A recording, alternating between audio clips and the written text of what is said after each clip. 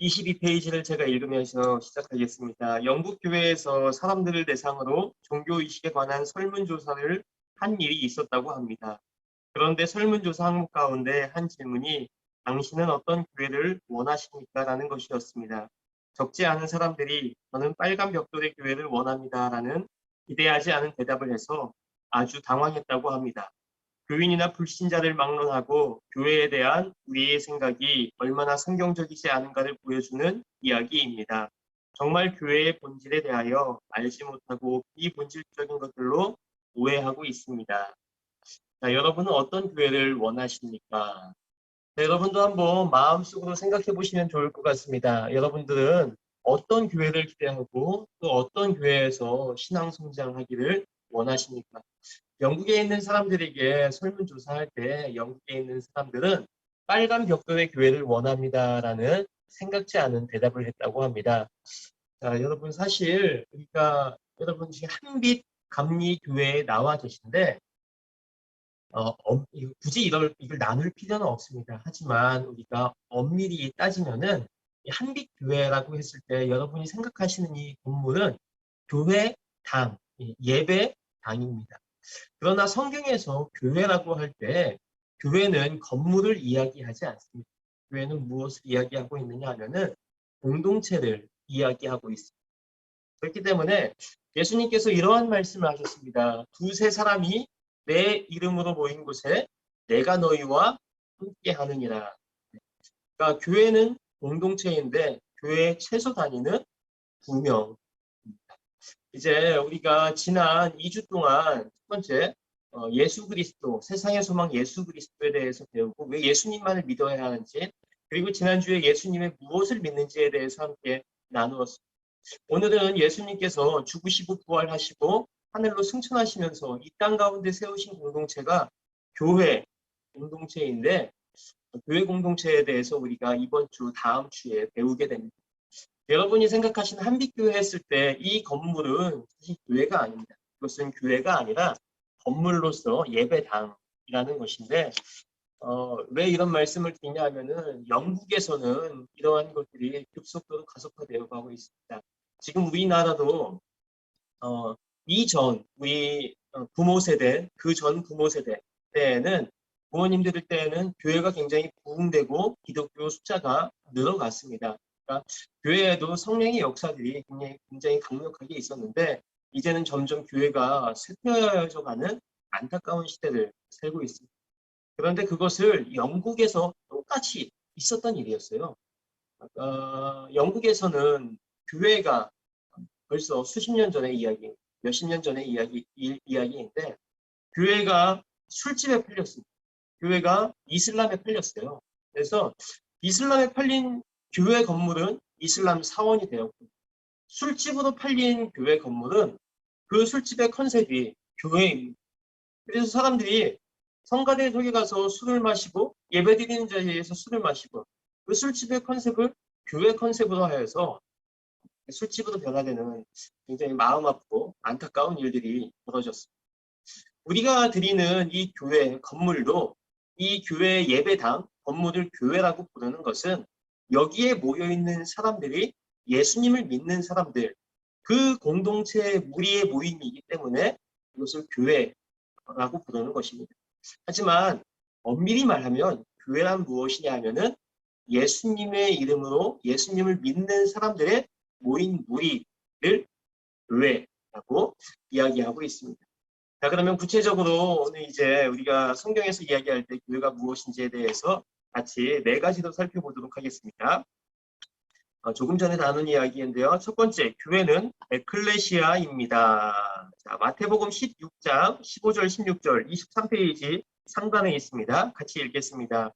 이르시되 너희는 나를 누구라 하느냐? 시몬 베드로가 대답하여 이르되 주는 그리스도시요 살아계신 하나님의 아들이시니이다. 아멘. 자, 에클레시아는 불러낸 무리를 뜻합니다. 교회는 건물이 아니며 세상에서 하나님 앞에 불러냄을 받은 자들의 무리를 의미합니다. 썩어지고 멸망당할 세상으로부터 하나님의 아들 예수 그리스도를 믿는 믿음으로 말미암아 살아계신 하나님의 부르심을 받은 거룩한 무리들입니다. 아멘. 자, 예수님께서 오시고 나서 이 땅에 교회 공동체가 세워졌습니다. 근데 이제 예수님 오시기 전에 시대를 성경에서는 구약 시대라고 이야기합니다. 예수님 오시기 전의 시대가 구약 시대인데 그때는 교회가 무엇이었냐면 건물을 교회라고 하였습니다. 그 당시에는 건물로서의 교회였습니다. 첫 번째, 건물로서의 교회. 자, 두 번째 개념입니다. 두 번째 개념. 신약 시대에 예수님이 오시고 나서 구약 시대에는 성전에 가서만 예배를 드렸어야 했는데 이제는 신약 시대에는 예수님이 오시고 나서 모인 무리들, 왜냐하면 그때는 성전이 파괴되거든요. 모인 무리들, 그 공동체를 교회라고 하였습니다. 예수님을 믿고 따르는 한 사람 한 사람이 모여서 그분을 예배하는 공동체 에클레시아에서 교회라는 모임이 생기게 되었습니다. 자, 그리고 교회 최소 단위는 그래서 최소 단위가 2명입니다.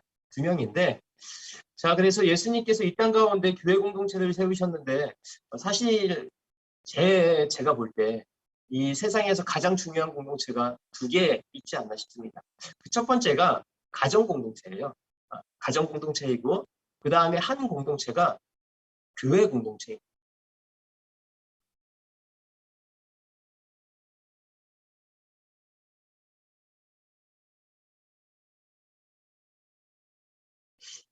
예.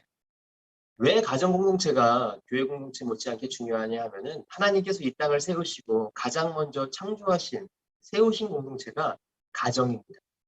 그렇기 때문에 물론 교회 공동체가 중요하지만 자녀들이 신앙을 배우는 곳은 어디냐 하면은 가정에서 먼저 하나님에 대해서 배우게 됩니다. 우리는 우리 이제 많은 부모님들은 교회에 와서 아이들이 하나님을 경험하고 신앙이 성장하기를 바랍니다. 그런데 생각해 보세요. 자녀들이 시간을 많이 보내는 곳은 어디냐 하면은 사실 학교와 가정입니다. 그렇죠. 그래서 영향을 사춘기 시절에는 가정에서도 받기도 하는데 참 친구들에게도 학교에서도 많이 받습니다. 교회에 와서 일주일에 예배 드리는 시간이 얼마나 되냐. 이제 뭐 봉사하는 아이들 빼고는 일반적으로 일주일에 한 번, 1시간 교회에 와서 예배를 드립니다. 24시간 중에 1시간을 예배 드리고 집에 갑니다. 이 아이들이 그 일주일 7일을 어디서 지내게 되냐 하면은 집에서 지내게 되는 거예요. 부모님이 하는 행동을 보게 되고요. 하는 말을 보게 되면서 부모님이 살아가는 사고방식이 자녀의 사고방식이 되고 자녀의 신앙생활이 되는 것입니다. 그렇기 때문에 교회 공동체도 중요한데 하나님께서 가장 먼저 세우신 공동체가 가정 공동체라는 것을 생각할 때에는 굉장히 의미가 있는 것입니다. 왜냐하면 가정에서 부모님, 그 아버지를 통해서 하나님을 투영하게 되는 거예요. 아버지가 어떻게 하느냐에 따라서 그 자녀가 하나님에 대하여서 아버지를 투영해서 보게 돼요. 이게 무슨 말이냐 하면은 멕시코에는 개신교가 많이 발달이 잘 안 됩니다. 천주교가 굉장히 강세예요. 왜냐하면 우리는 하나님을 부를 때 그냥 하나님 하지 않고 하나님 아버지라고 부릅니다. 하나님 아버지라고 부르는데 멕시코에서 물론 다 그렇지는 않겠지만 아버지들이 자녀를 낳고선 책임을 져야 되잖아요. 부양하고 자녀 가정을 양육해야 되고 가정에 대한 책임감을 가지고 이끌어 나가야 하는데 아버지들이 자녀를 낳고 가정을 내팽개치고 자기 원하는 대로 이제 무법으로 살아가는 거죠. 그러다 보니까 이 아이들에게 아버지라는 개념이 어떤 존재냐 하면 나를 버린 존재예요. 나를 버린 게 아버지인 거예요. 그렇기 때문에 하나님 아버지 할 때 자신의 육체의 아버지를 투영해서 하나님을 보게 됩니다. 똑같습니다.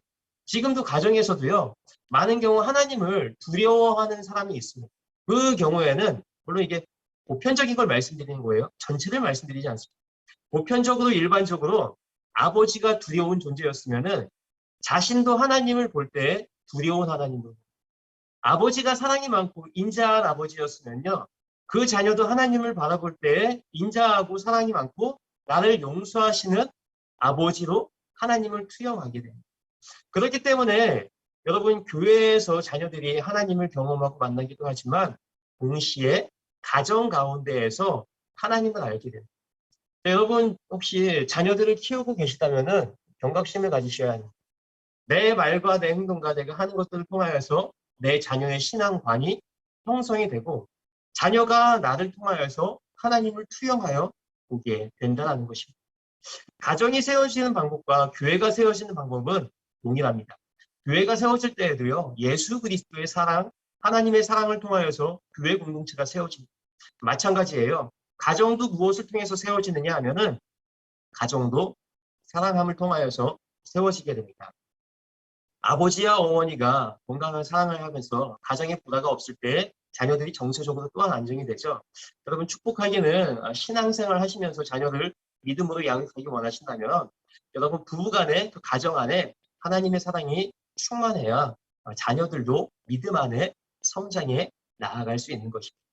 자, 이게 이제 교회의 두 번째 개념이 공동체로서의 개념을 말씀드렸는데, 자, 이것이 조금 더 나아가서 세 번째 개념입니다. 교회란 무엇이냐 하면요, 교회는 교회는 그 사람 한 사람을 이야기합니다. 공동체는 무엇을 통해서 이제 이 최소 단위가 2명이라고 말씀드렸는데 이 2명의 또 최소 단위는 1명이 되겠죠. 그렇기 때문에 공동체가 교회이기도 한데 또한 성경에서 이야기할 때 우리 한 사람 한 사람이 예수 그리스도의 성전이다, 지체다라고 이야기하고 있습니다. 에베소서 2장 21절과 22절 말씀을 보면 주 안에서 성전이 되어가고 너희도 성령 안에서 하나님이 거하실 처소가 되기 위하여 그리스도 예수 안에서 함께 지어져 간다라고 이야기하고 있습니다. 우리 또한 한 사람 한 사람이 예수 그리스도의 하나님의 몸된 교회의 지체로서 교회를 세워나가고 우리 몸이 하나님께서 거하시는 거룩한 성전이다라고 이야기를 하고 있습니다. 자, 그러면 이제 이러한 이 말씀을 드리게 되면은 어떠한 사람들은 이러한 이야기를 합니다. 무슨 이야기를 하냐 하면은 그러면 내가 교회인데 굳이 왜 예배당에 가서 예배를 드려야 합니까? 이렇게 이야기하시는 분들이 있어요. 그 논리적으로 말은 되죠. 나 교회라며요. 나 한 사람이 교회이고 성전인데 내 안에 하나님이 거하시는데 왜 교회 가서 예배 드려야 합니까? 이러한 분들이 있어요. 그러나 여러분 우리는 하나님의 말씀이 기준이 되어야 하는데요. 마지막 때가 가까이 올수록 모이기를 패하는 어떠한 사람들처럼 하지 말고 서로 모이기에 힘쓰라고 이야기하고 있습니다. 여러분 요즘에 캠핑이 유행입니다. 캠핑 가서 혹시 불을 피워본 적이 있으시다면은 여러분 장작을 모았을 때 불이 타오르나요? 퍼놓았을 때 불이 타오르나요?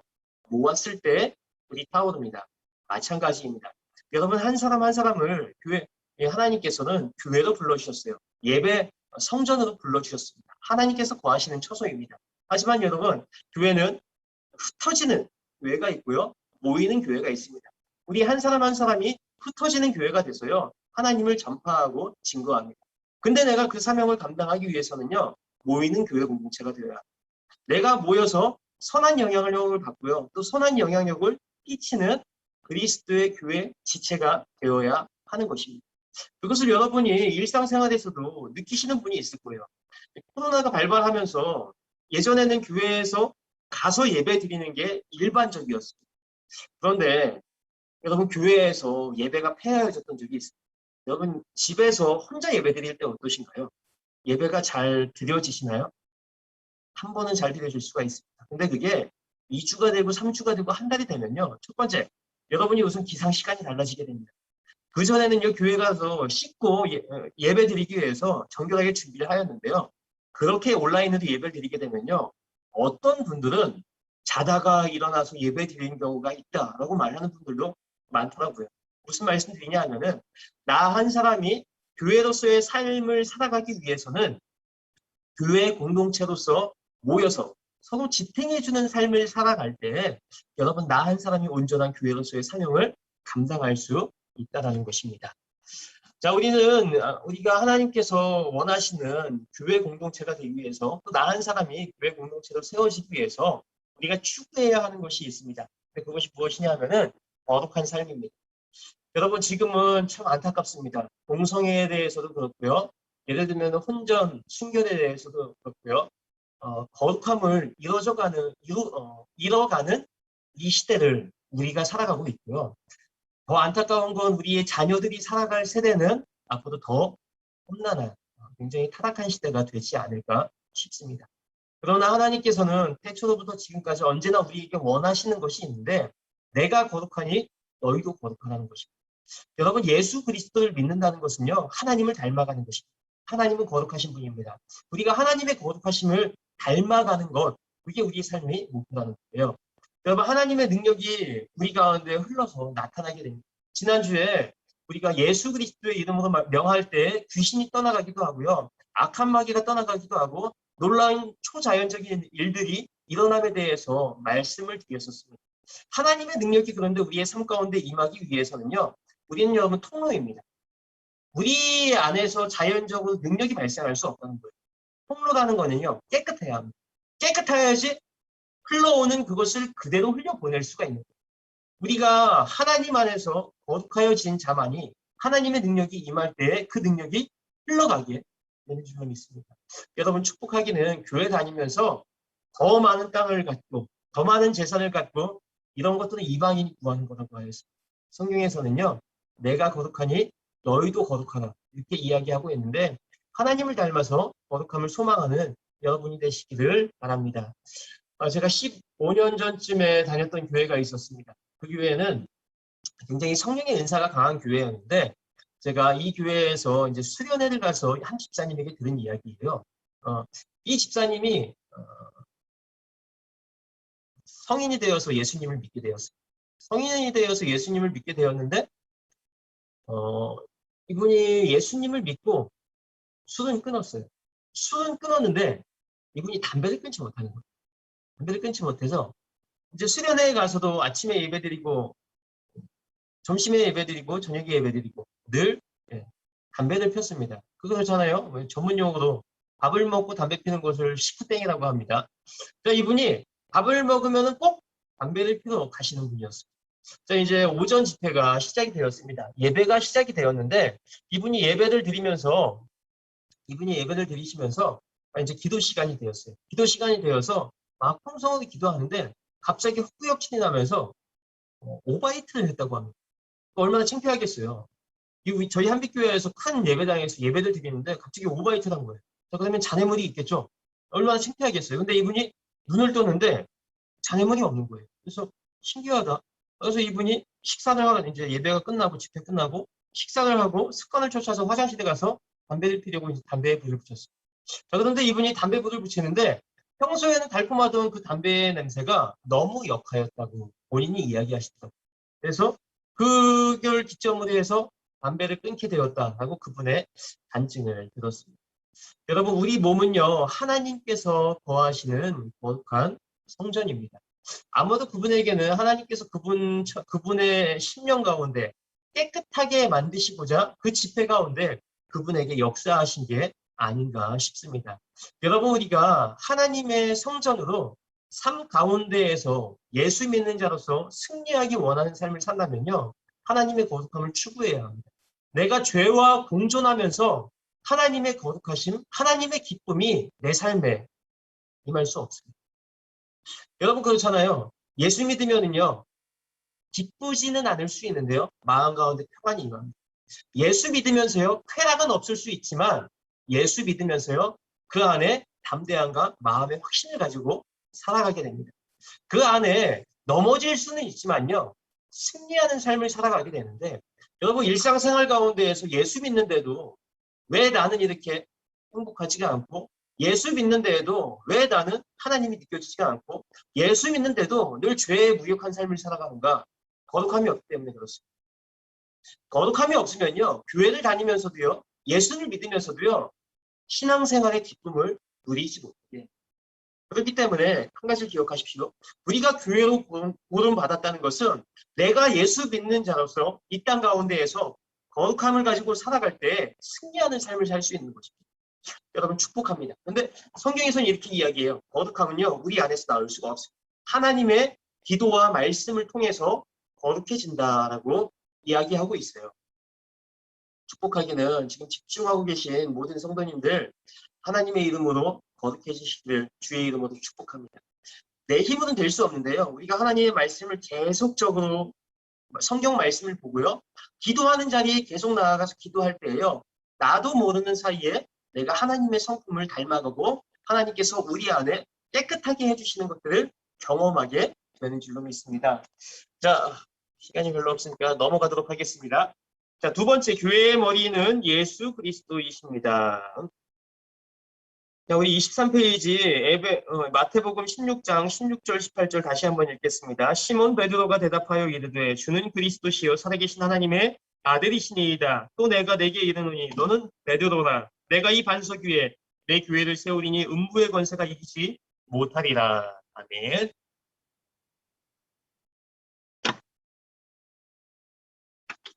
자, 교회 공동체의 최소 단위가 두세 사람이라고 말씀을 드렸었는데요.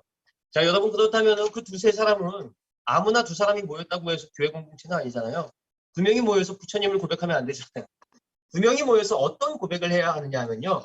지금 베드로가 한 이 고백입니다. 주는 그리스도시요 살아계신 하나님의 아들이시니이다. 예수 그리스도가 하나님의 아들이시고 내 삶의 구원자가 되십니다.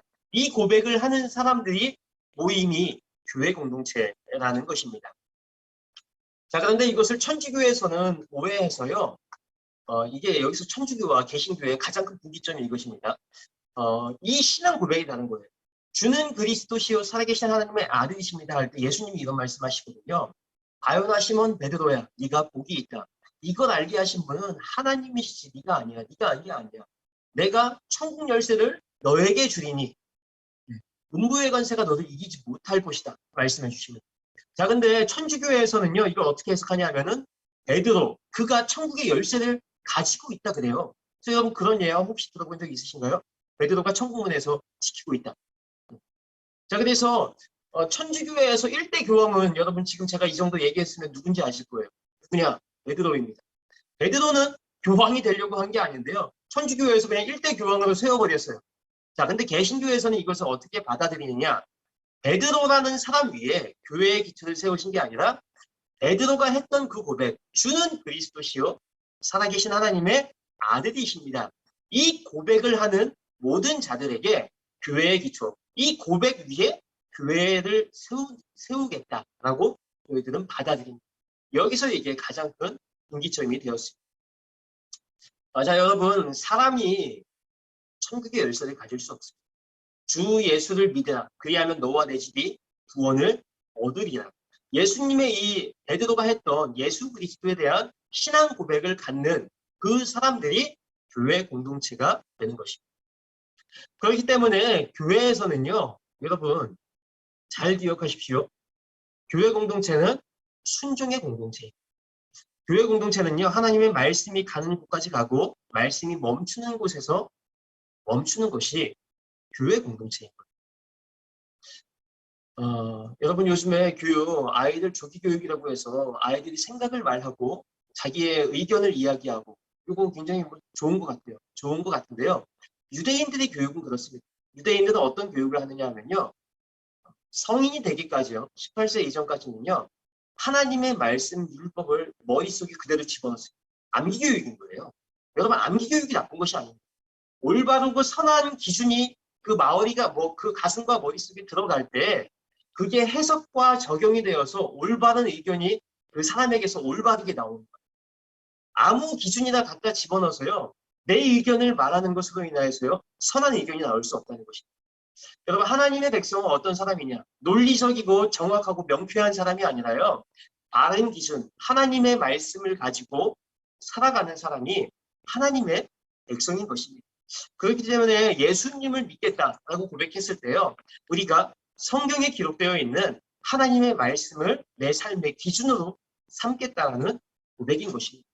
여러분 축복합니다. 악한 시대는요. 각각 자기 소견에 옳은 대로 행하였더라라고 성경이 이야기하고 있습니다. 그래서 혹시라도 교회에 왔을 때 내 생각에는 늘 이렇게 말하시는 분이 있다면 주의하셔야 됩니다. 성도는 하나님의 말씀을 따라가는 사람이지 내 생각을 따라가는 사람이 아닙니다. 여러분 축복하기는 하나님 말씀에 순종함이 있는 귀한 성도님들 되시길 소망합니다. 세 번째, 자, 교회는 가르치고 복음을 전파하고 치유하는 교회입니다. 마태복음 4장 23절 책 24페이지에 있습니다. 예수께서 온 갈릴리에 두루 다니사 그들의 회당에서 가르치시며 천국 복음을 전파하시며 백성 중에 모든 병과 모든 약한 것을 고치시니. 자, 여러분, 예수님의 사역은 크게 세 가지입니다. 첫 번째 가르치시고요. 두 번째 고치시고 세 번째 전파하는 사역이었습니다. 자, 그래서 첫 번째, 저희 교회에서도 가르치는 사역을 하고 있습니다. 여러분들 지금 세 가지 교육을 통해서 교육을 받고 있으며 교육부서에서 아이들과 자녀들을 가르칩니다. 두 번째, 여러분 교회는 고쳐야 고치는 곳입니다. 첫 번째로 여러분 우리가 예수 그리스도를 믿을 때요, 육체의 질병도 치유되지만 영적인 질병이 치유됩니다. 제가 이스라엘에서 자원봉사를 하면서 깨달은 것이 있었습니다. 자원봉사를 해보니까요, 정신지체들을 제가 섬겼는데, 그분들은요, 정신지체인들은 우리 일반인보다 동안입니다. 젊어 보여요. 그런데 제가 그 이유에 대해서 곰곰이 생각해 보니까요, 그분들 육체는 부자연스럽고, 육체의 건강은 조금 부족할지 모르지만, 첫 번째 그분들은 걱정이 없거든요. 근심, 걱정, 염려가 이 정신지체 장애인들에게는 없어요. 그러니까 피부가 동안이더라고요. 제가 그때 알았다는 것이 무엇이냐 하면요. 육체의 장애도 물론 불편하지만 진정한 장애는요. 마음의 장애. 진정한 장애는요. 그 사람의 심령인 거예요. 살인하는 사람 중에 물론 장애인들이 있을 수 있습니다. 하지만 일반인들 마음의 장애를 가지고 있는 사람들이요. 다른 사람에게 말로 상처를 주기도 하고요. 다른 사람을 죽이는 일들이 벌어지기도 합니다. 마음의 장애가 해결되지 않고 마음에 건강하지 못하니까요. 그러한 일들이 벌어지는 것입니다. 여러분 우리가 예수 그리스도 앞에 나올 때요. 우리가 하나님께서 육체의 질병을 고쳐주심도 경험하게 됩니다. 저도 그런 경험이 있고요. 여러분 간증을 듣다 보면요. 그러한 고백들을 듣게 될 겁니다. 제가 이 시간에 뭐 예를 들기에는 시간이 짧기 때문에 궁금하시면 인터넷을 찾아보시면 많이 있습니다. 자, 여러분 우리 예수님께서는요. 또 우리의 마음의 질병도 고치십니다. 제가 아는 목사님이 계세요. 이분이 이제 제 표현이 아닙니다. 그분의 표현이에요. 제가 그분을 그렇게 표현한 적은 한 번도 없습니다. 자기는 오리궁뎅이래요. 그리고 못생겨서 이분이 서울에서 사역을 했었는데 교회에서 이제 쫓겨나게 되었습니다. 그리고 이제 지방에서 사역하다가 사역에 실패하고 가족들을 모두 데리고 태백의 예수원이라는 곳을 들어가게 되었습니다. 이분이 예수원이라는 곳에서 산길을 터벅터벅 걸으면서 여러분들 다 아시는 노래예요. 당신은 사랑받기 위해 태어난 사람. 그 찬양을 하면서 이제 산길을 걷는데 갑자기 그 찬양이 레마의 말씀이 되었다고 합니다. 여러분 말씀이 로고스라는 것은 이런 거예요. 하나님이 여러분을 사랑하십니다. 했을 때 여러분 지금 아무렇지도 않죠. 네. 그러면 그게 로고스의 말씀인 겁니다. 아 그래 하나님이 나를 사랑하시지. 나도 믿어. 그냥 이죠. 머리에서 알아지는 게 로고스의 말씀이고요. 레마의 말씀은 뭐냐 하면요. 하나님이 널 사랑하셔 했을 때 하나님의 사랑이 느껴집니다. 가슴으로. 이분이 당신은 사랑받기 위해 태어난 사람 이 찬양을 부르면서 산길을 걷고 있는데 하나님이 나를 사랑하시지. 그게 가슴으로 느껴지는 것입니다.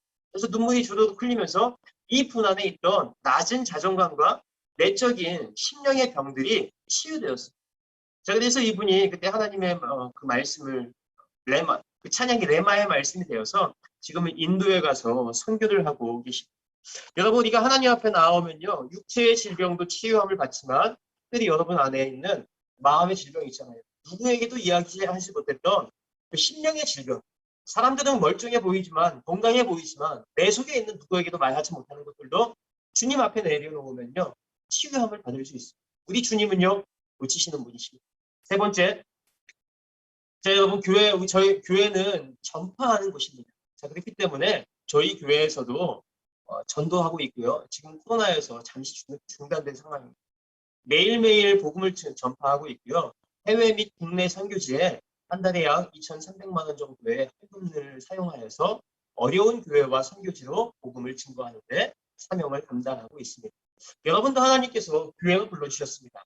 여러분이 먼저 믿기에 하나님께서 불러주신 것은 너만 잘 믿고 구원받아라 하신 것이 아니라 너가 먼저 믿은 것처럼 주변 사람들에게 하나님을 증거하라고 불러주신 것입니다.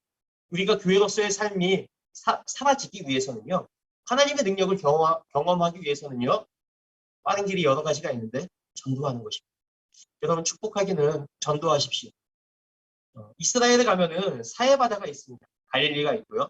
갈릴리는 물을 흘려보내요. 근데 사해바다는요, 물이 고여 있습니다. 썩어 있어요. 그래서 고여 있기 때문에요, 물이 흘러가지 못하고 그 물이 썩어서 웬만한 물고기들은 살 수가 없습니다. 미생물들만 조금 살고 있는데 마찬가지입니다. 우리의 믿음도요, 내가 예수 그리스도 흘려보내지 아니하면요, 생기 있는 신앙생활 할 수 없습니다. 싱싱한 신앙생활을 할 수 없다는 거예요. 그렇기 때문에 여러분 예수 그리스도를 믿으면서요, 하나님을 전파하는 일들이 여러분 안에 있기를 축복합니다. 여러분 맛집 가서 맛있는 거 먹으면은 전하지 말라 그래도 사랑하는 사람에게 전하잖아요. 여러분 그렇다면은 내가 사랑하는 사람에게 예수 그리스도 전해본 적 있으신가요? 전하는 은혜가 있기를 바랍니다. 자, 네 번째, 교회는 한 몸 된 연합을 늘 이루어야 합니다. 25페이지 같이 읽겠습니다. 상단에 있습니다. 에베소서 4장 11, 12절. 그가 어떤 사람은 사도로, 어떤 사람은 선지자로, 어떤 사람은 복음 전하는 자로, 어떤 사람은 목사와 교사로 삼으셨으니 이는 성도를 온전하게 하여 봉사의 일을 하게 하며 그리스도의 몸을 세우려 하심이라. 네. 자, 여러분 교회에는 목사가 있습니다. 또 전도사가 있고요. 또 권사, 또 성도, 모든 직분들이 있는데요. 교회는 여러분 수직 구조가 아닙니다. 목사 밑에 뭐 장로 밑에 권사, 이게 아니라요. 각자의 직무에 따른 수평 구조입니다. 그렇기 때문에 목회자가 말씀을 선포하는 그 설교권이 있는 것이지, 여러분 우리가 하나님 앞에서는 동일하게 한 영혼이라는 것입니다. 제가 하나님 앞에 가서 다 죽어서 이제 하나님 앞에 갔을 때 제가 주님 앞에 가서 하나님 목사 왔습니다, 이렇게 하지 않습니다. 하나님 앞에 갔을 때에는 하나님께 한 영혼으로서 서게 되는 것입니다. 그래서 여러분 나에게 우리가 교회 신앙생활을 하시면서요, 주차 봉사를 하시는 분이나 교회에서 경비를 서시는 분이나 또 목회자나 모두에게 사랑으로 대할 수 있는 귀한 은혜가 있기를 주님의 이름으로 축복합니다. 교회에 덜 중요한 사람 없고요, 더 중요한 사람 없습니다. 이러한 이야기가 있습니다. 하루는 똥꼬와 얼굴이 만났습니다. 똥꼬와 얼굴이 만나서 서로 자랑을 하면서 설전을 벌이게 되었습니다. 이제 막 서로 내가 잘났어 하다가 얼굴이 화가 나서 똥꼬에게 이렇게 이야기하였습니다. 똥꼬야, 너는 얼굴도 쭈글쭈글하고 냄새도 나니까 팬티가 너를 가리고 있는 거란다. 이 말을 들은 똥꼬가 굉장히 화가 나서 이렇게 말했습니다. 나 이제부터 애설하지 않을 거야. 자, 그리고 있는 힘을 다하여서 똥꼬가 자기 입을 털어막았습니다. 그러자 하루가 지나고 이틀이 지나면서 얼굴이 누렇게 뜨기 시작하더니 3일이 지나면서 얼굴이 거무튀튀해지기 시작했습니다. 자, 그래서 얼굴이 다시 똥꼬를 찾아갔습니다. 똥꼬를 찾아가서 얼굴이 똥꼬야 미안하다. 예전에는 네가 이렇게 중요한 일을 하는지 예전에는 미처 몰랐구나. 다시 배설해 주렴, 이렇게 이야기했다고 합니다. 자, 여러분 우리 몸에 안 중요한 부분 하나도 없습니다. 여러분 엄지발가락이 없으면 달리다가 급제동할 수 없는 거 알고 계시죠? 엄지발가락이 없으면요 100m 달리기를 해서 멈추지 못하고 계속 뛰어가게 됩니다. 물론 속도가 줄어들겠죠, 몸의 역할로 인하여서. 근데 잘 설 수가 없다고 합니다. 성경은요 우리를 교회를 지체라고 이야기합니다. 지체라는 건요, 여러분 내 새끼손가락 하나에 작은 바늘이 맞고도요 어마무시하게 아플 것입니다. 다른 질병이 있어도 마찬가지겠죠. 여러분 우리에게 덜 중요한 사람, 더 귀중한 사람 없습니다. 그렇기 때문에 교회 안에서는 각자 모든 지체들을 귀하게 섬기면서 또 서로 사랑함을 통하여서 교회 공동체가 세워지게 됩니다. 그렇기 때문에 교회에서 신앙생활을 하다 보면요 이런 일이 있습니다. 그 사람의 의견과 나의 의견이 다를 수가 있어요. 양보하면 됩니다. 예수님께서 우리에게 자기의 생명을 내어주신 것처럼요. 그래서 우리가 지난주에 배웠잖아요. 내가 예수 그리스도와 함께 십자가에 못 박혔다는 것. 그게 뭐냐 하면요. 내 의견이 있을지라도요. 내 주장이 있을지라도요. 교회 공동체를 위하여서요. 내려놓을 수 있는 것입니다. 그래서 신앙생활은요. 이기는 싸움하는 게 아니에요. 신앙생활 하면서 논리적으로 맞고 논리적으로 명철하라. 그거 좋은 거 아니에요. 신앙생활은 무엇이냐? 지는 싸움하는 것입니다. 신앙생활은요. 내가 하고 싶은 것들 내려놓고요. 내가 원하는 것도 예수님 때문에 참아낼 수 있는 것. 그래서 고린도서라는 성경을 보면요. 여러분 다 들어봤을 거예요. 사랑은 언제나 오래 참고 마지막이 뭐냐면요. 모든 것을 견디느니라. 하나님의 사랑을 더 많이 받은 사람, 더 많이 경험한 사람이요. 오래 참는 것입니다. 마지막도 무엇이냐? 견뎌내는 거예요. 두 가지 큰 믿음이 있습니다. 그래서 신앙생활 하면은 첫 번째, 산을 옮기는 믿음도 있어요. 기적을 행하는 놀라운 믿음도 있는데요.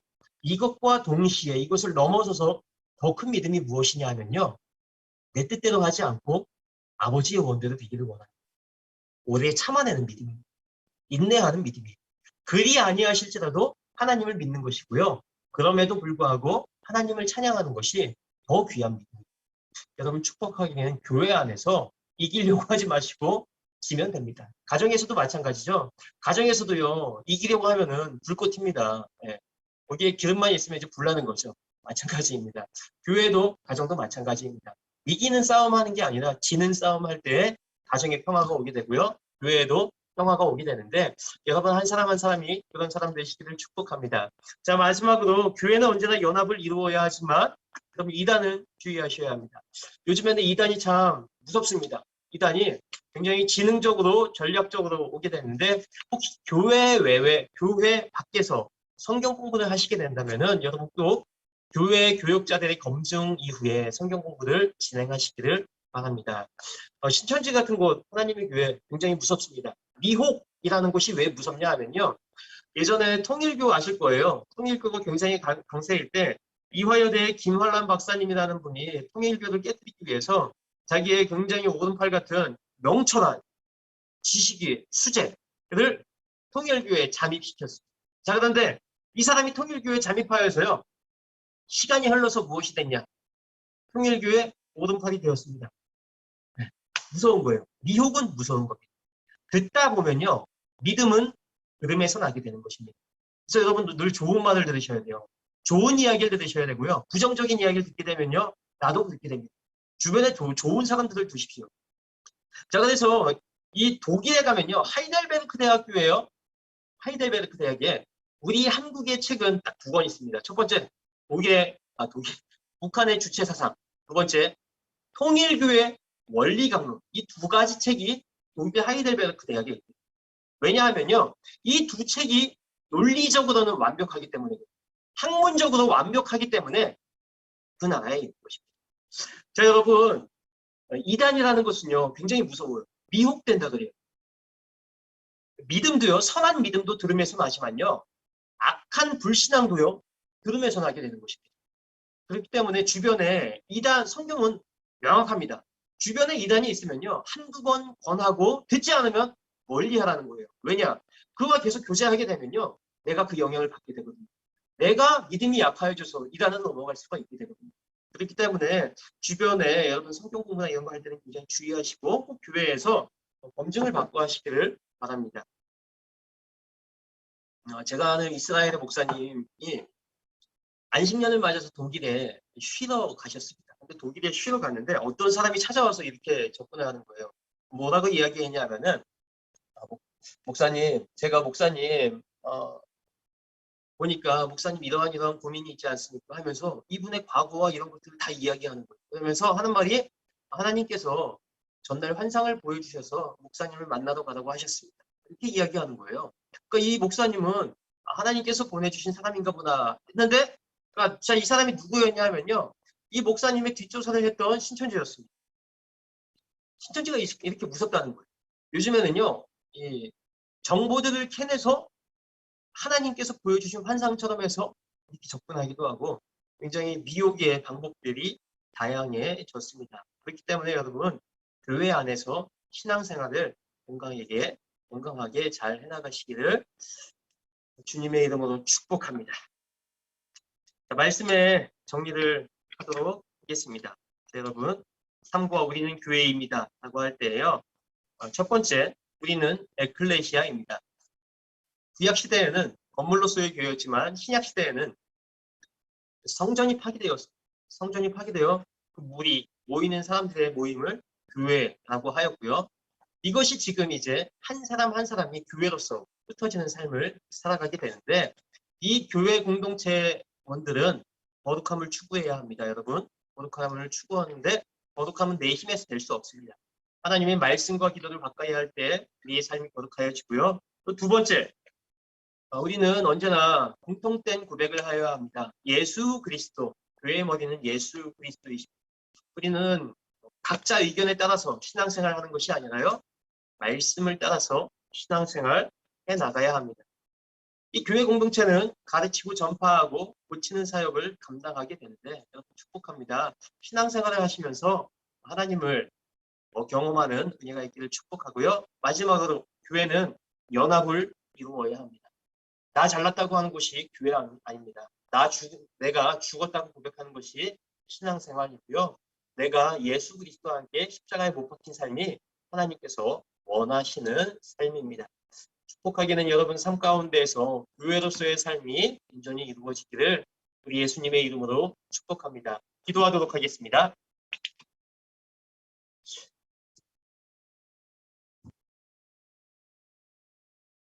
네. 하나님 감사합니다. 오늘 3기 새가족 교육을 받은 모든 성도님들을 주님의 이름으로 축복합니다. 하나님 어디에 있든지 무엇을 하든지 누구를 만나든지 교회로서의 삶을 온전히 살아가게 하여 주옵시고 하나님께 영광 돌리는 빛된 삶이 되어질 수 있도록 주님께서 축복하여 주옵소서. 하나님 이제 교육을 마치고 이제 8월 마지막 주 다시 모이고자 합니다. 그 시간까지 평안하고 안전하게 지켜주시고 하나님께서 삶 가운데 역사하여 주옵소서. 한빛교회에서 믿음의 뿌리 든든히 내리고 열매 맺게 하여 주옵소서. 모든 것을 이루시는 주님을 찬양하며 거룩하신 예수님의 이름으로 기도드렸습니다. 아멘. 예, 감사합니다. 다음에 다시 한번 제가 광고를 드리긴 하겠지만 이제 저희가 8월 이제 한 달 후에 마지막 주 넷째 주나 다섯째 주에 모일 때에는요. 여러분 이렇게 이제 수요식에 담임 목사님이 진행을 하십니다. 그리고 여러분이 이렇게 줌으로 지금 교육을 받으시는 장면들이요. 녹화가 된 상태예요. 녹화가 되어서 캡처가 되어서 본당 앞에 현수막으로 한 달 동안 게시가 됩니다. 그러니까 언제 거냐면 그게 8월달 수료식에 이제 참여하실 그 영상이 캡처되어서 현수막으로 한 달 동안 새가족 수료 현수막으로 게시가 되는데 혹시 가능하시다면 여러분 이렇게 집을 배경으로 하셔도 괜찮습니다. 나쁘지 않아요. 근데 이게 부담되신다면은 저처럼 요 배경을 설정할 수가 있습니다. 줌에서 설정할 수가 있는데 혹시 그렇게 설정해서 참여하셔도 되고 그냥 뒷 배경 그대로 참여하셔도 괜찮고요. 복장도 이렇게 뭐 정장을 입으셔도 되고 아니면 편안하게 입으셔도 괜찮습니다. 그때 다시 한번 제가 안내를 해드릴 수 있으면 해드리도록 하고요. 오늘 교육은 여기서 저희 7기 교육은 이것으로 마무리를 하도록 하겠습니다. 4주차 교육은 8월 넷째 주나 다섯째 주에 다시 진행을 함께 하도록 하겠습니다. 그동안 수고 많이 하셨습니다. 혹시 궁금하신 점 있으시면은 저희 개인 톡 보내주시면 되겠고 여러분 교구에 전도사님들 계십니다. 교구 전도사님들 통하여서 교구에서 이제 신앙생활 하는 것들 잘 정착하시면 되겠고 혹시 저희 교회는요 여러분 이제 목장 모임이라는 걸 하게 됩니다. 소모임을 하게 되는데 아직 소모임에 편성되지 않으셨다면요 전도사님에게 문의하셔서 목장에 언제 편성되나요? 이렇게 목장에 저는 언제 편성이 되나요? 이렇게 여쭤보시면 전도사님께서 목장 편성해서 소모임도 같이 진행하실 수 있도록 여러분에게 안내해 주실 것입니다. 수고 많이 하셨습니다. 다음에 볼 때까지 건강하시고요. 8월 달에 뵙도록 하겠습니다. 감사합니다.